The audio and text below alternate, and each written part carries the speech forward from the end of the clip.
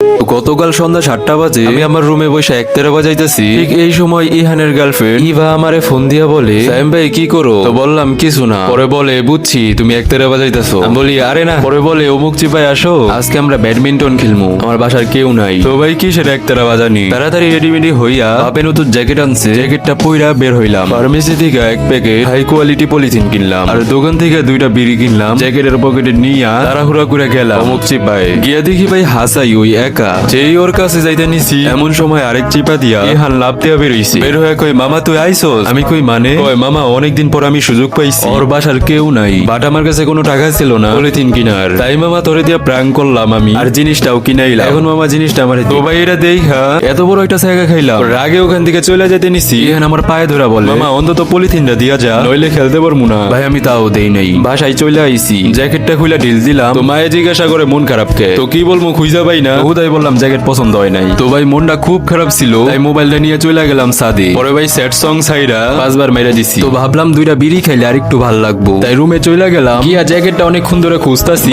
পাইতাছি না। মারে জিজ্ঞাসা করলাম, বলে তোর বলে জ্যাকেট পছন্দ হয় নাই, তাই তোর বাপরে দিয়া পাঠাইছি ওটা চেঞ্জ করতে। শুই না তো ভাই আমার গলা মালা শুকায় গেছে। আরে ওটার মধ্যে আমার এক প্যাকেট পলিথিন, 2টা বিড়ি। ভাই বাপে যদি দেখে মাইরা লাইবো আমারে, মাথায় কাজ করতেছে না আমার।